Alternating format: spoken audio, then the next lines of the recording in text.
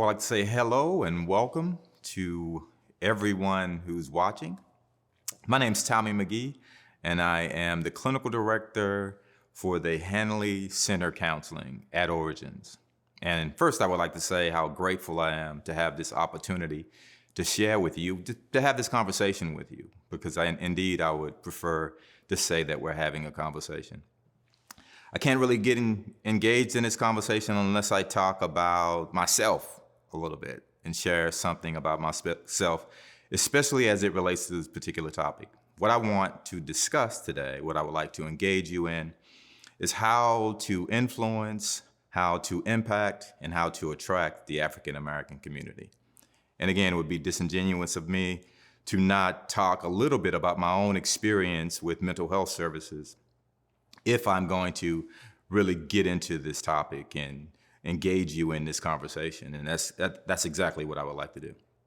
So I am a licensed mental health counselor, and what that means in the state of Florida is that I've graduated with my master's degree and that I've had a number of hours of supervision with some other therapists in the community that helped to supervise me through how to work with certain patients and develop interventions and take workshops and walk patients through whatever their challenges are. So I've been educated, so to speak, into how to address certain disorders that patients may face as they navigate this world that we live in. So those are my professional qualifications. But what may not be obvious, and I don't mean that facetiously, is that I also come out of an African American community. I was brought up in Dallas, Texas. There's a section of Dallas, Texas. It's called Oak Cliff. It is not an affluent area. It's a extremely urban area. We refer to it as the hood. That is not your neighborhood. It means that we have, some relatively high crime rates. There are some behaviors that take place in that area that are not necessarily socially acceptable, and that is the area in which I grew up. I developed what I would say were some relatively antisocial behaviors myself that at some point in my life started to hold me back from some of the things that I thought I wanted to achieve. I was able to attend college. I was a star athlete in my high school, so that gave me the opportunity to transition from high school into college. I was a relatively good student, so the grade part wasn't that difficult. But when I found myself into college, once I got to college, and basketball was no longer a part of my life, and that was a direct result of the lifestyle that I was leading, I started to struggle with some difficulties on how to find some bearing in my own life. And there are some other chemicals and other substances that became a part of that story that started to slow my progress into adulthood. And part of what I want to get into as it relates to this particular topic is the fact that as far as I knew, there was a limited amount of resources available for people that were struggling with those particular issues. I was not aware of treatment programs or mental health services in Oak Cliff. It was just not something that my community discussed. It wasn't as if there was a history amongst the people within my congregation or my immediate social group. There weren't these Alcoholics Anonymous meetings that were passing out flyers in Oak Cliff. It was just not something that people would talk about in my particular community. So what I thought and what I feel is important is how do we go about influencing, again, impacting and attracting African Americans, Black, minority community members to engage in services that we all know are not just for their benefit, that can promote healing. I sat back and thought about some strategies that would be important, but again, what I found was most relatable for myself is to connect with people that had had a similar experience. In the very beginning, what was important to me was an opportunity to reach out to some of the leaders in my own community. My father my father put in a lot of education so that he could be a pastor in a church in my community. So he was, of course, one of the first people that I reached out to. So when we are thinking about what type of directions we might take when we're trying to influence people in this particular community, my first suggestion is that we make some connections with some of the leaders in those communities. And I name the religious leaders on purpose because my understanding growing up in that community was that if you were seeking godly or spiritual counsel, if you were looking for people within that community that had some stability, then it was always the people in the church, in my case, that we could count on for having that type of stability. So if I'm a treatment provider, if I'm a mental health professional, if I'm someone with the intent of reaching into that community and trying to provide some kind of healing, then I would want to attach myself, not in a manipulative way, but I would want to attach myself to someone within that community that I know has a relationship with the people in the community that are actually suffering. And again, for me, that was the religious leaders in that particular community. They seemed to have their fingers on the pulse of what was happening in the community because on a regular basis, they had the parishioners, the community members, that were in and out of their pews and were engaging them in conversations about the struggles within their households. One of the flaws in that particular system that I picked up on, because again, I'm a PK, we call those preacher kids, was that my father did not have the formal qualifications to address any of the mental health issues that people in that community were struggling with. Don't get me wrong, my father has a doctorate in Old Testament theology, so he's extremely aware of the theological needs or spiritual needs of the people within his community.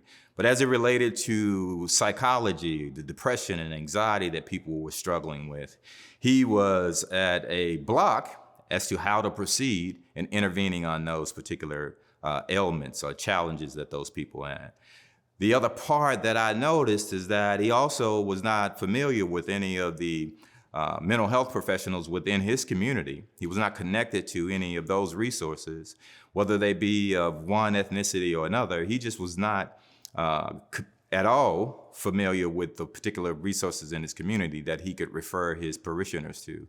And for that reason, many of those parishioners, and again, I don't mean this in any negative way, were reliant upon his spiritual experience. And at times, that experience was not enough to provide them with the type of relief that they were looking for. So again, the first thing, if we're trying to influence that community, the first suggestion that I have is that we develop relationships with the spiritual leaders within the community. The second thing I thought about is that there are also some community-based mental health and substance abuse providers that are responsible for providing services for government assistance or for community members who are on government assistance. The problem for those particular providers is that they serve so many roles. And what I mean by that is often though they provide access to housing, they provide access to food stamps or meals. And so community members will not be completely transparent with those providers because they know that if they are transparent in some areas, that it could affect those other services that they're receiving.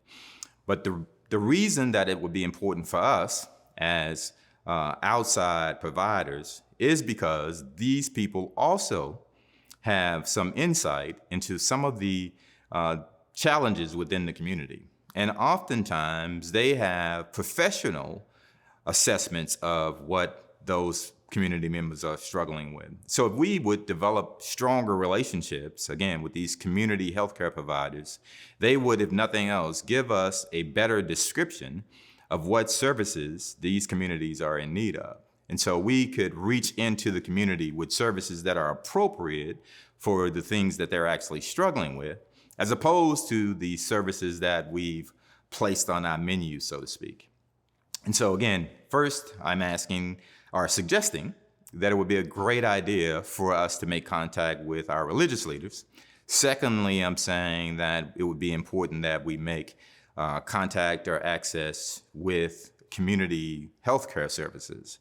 Also, I would include therapists that are working in those communities. Often these therapists are working for consulting agencies that have been hired to do case management that are also under the umbrella of the government or healthcare services, but they are providing counseling services to community members who have found themselves in positions where the court is mandating that they receive counseling services.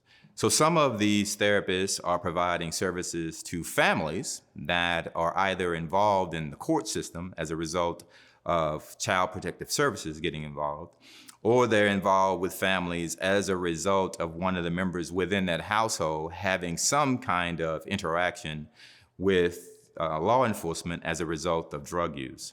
But again, as privatized or private mental health providers, it would be to our benefit if we were engaged in a collaboration with the people within these offices, within these services and agencies, because they would give us a better assessment on exactly what's needed within those communities.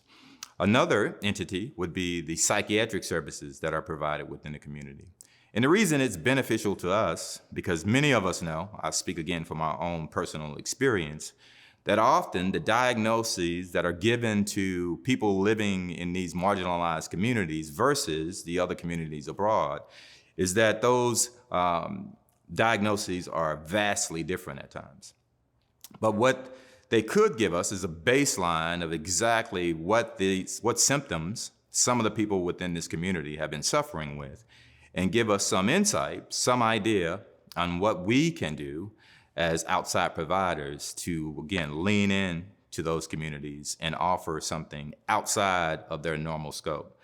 So I've spoken about the religious leaders, our community healthcare services, our therapists, as well as our psychiatrists, and our case management teams. I didn't mention our case management teams. Case management teams are those teams where if there's someone who comes in contact with the, again, law enforcement, maybe medical services, that they are provided with outside referrals, but those referrals always go through a case management agency.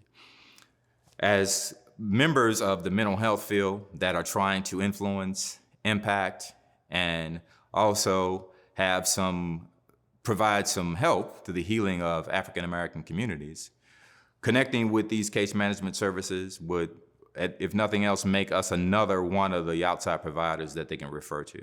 Developing a relationship with these case management agencies so that we can provide additional services.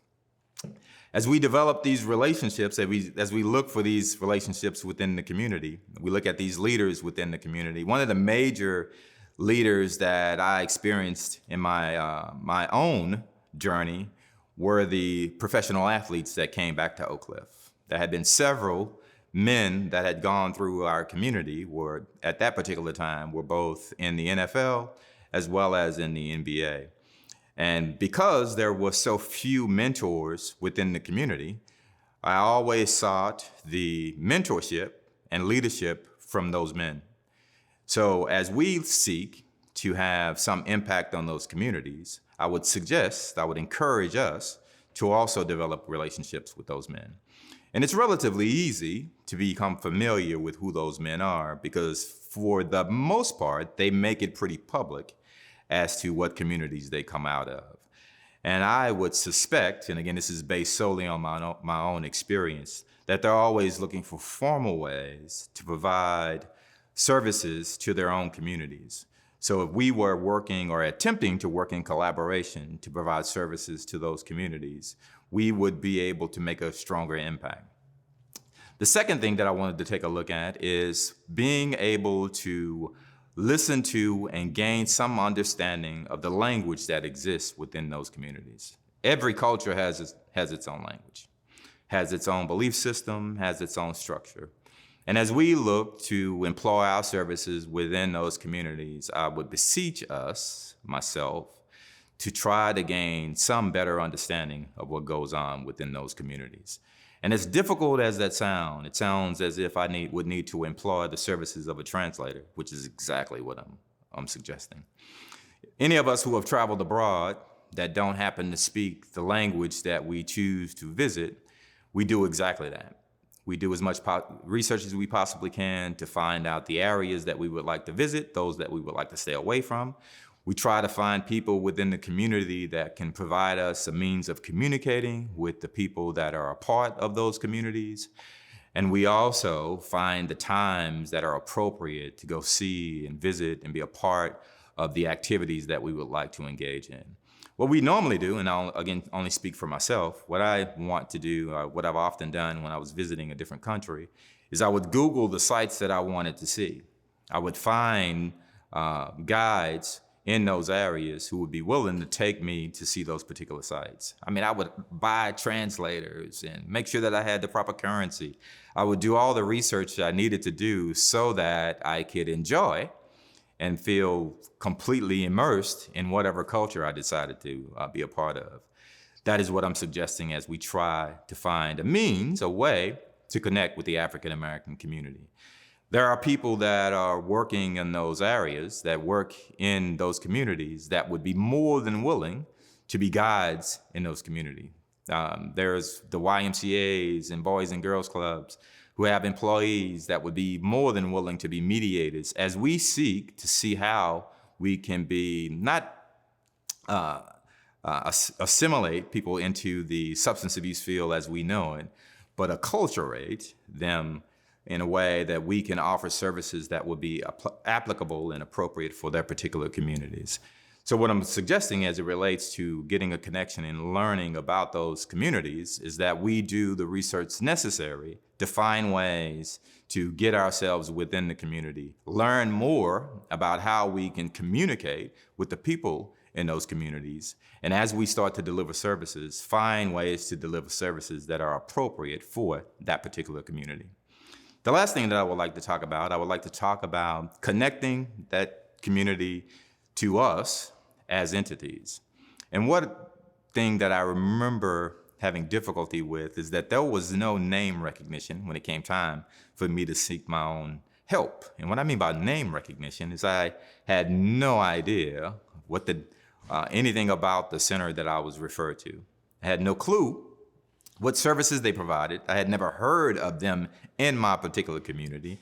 There were no hospitals or medical professionals in my community that would be able to give me any history on these particular entities. And so I was actually going into these services blind.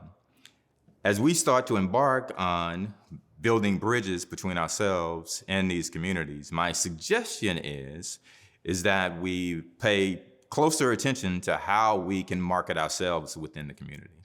The marketing approach that I'm referring to is not that we are bringing our marketing materials into those communities, but how can we become stronger collaborators and advocates for those communities? How can we be engaged in a way where our names become commonplace within those communities, where the services that they would be receiving from us are services that they were already familiar with? So what I'm suggesting is that we become members of that particular community, that the way that we become connected is that we are actually participants in that community. So again, my suggestion on how we can become more influential, how we can make a stronger impact, and how we can start to attract more African Americans into mental health and substance abuse treatment is first, that we start to collaborate with the leadership within those communities. Secondly, that we learn more and gain more knowledge about how to communicate within the community. And lastly, that we find ways to insert ourselves within the community and be a part of collaborating and leading those communities to a healthier lifestyle. So as we explore the connections that the members of the African American community have, part of what we want to do is also to explore their relationships with the 12-step organizations within their communities. Often there are few 12-step houses, and what I mean by that are clubhouses that exist within those particular communities. And many times that has to do with the crime rate that I spoke about earlier. But there are frequently surrounding areas that have those sober or 12-step clubhouses that exist, whereas we try to develop relationships within the community that if we are faces that are frequently seen within those clubhouses, there is more potential for us to develop those relationships. And I say it that way. I say faces that are frequently seen, because what I am saying is that not that we drop in and hang our marketing materials on their bulletin boards, that we are also we are participants within those particular clubhouses. The participation that I refer to as we look to make changes, as we look to transform the idea of what it means in those particular communities when someone is entering into substance abuse or mental health therapy, what's necessary is that we actually have relationships with the people and the places that people from these communities are a part of. And so it's important that those relationships must be authentic and genuine, which means that we spend more time actually incorporating ourselves into those particular communities. Again, the last thing that I mentioned was that we wanted to have connections within the community. And part of that connection also means that we spend time offering educational services to those communities. The educational services that I'm referring to are conversations such as this one, where we provide them with the type of education that they need in reference to mental health, anxiety, and substance use. We spoke earlier about how spiritual leaders within the community are able and prepared to provide spiritual services, but are not qualified to speak with their parishioners about the challenges that they may face with mental health issues. So in addition to that, we could be offering workshops within these religious institutions that provide the type of education that I'm referring to on a frequent or at least a consistent scale.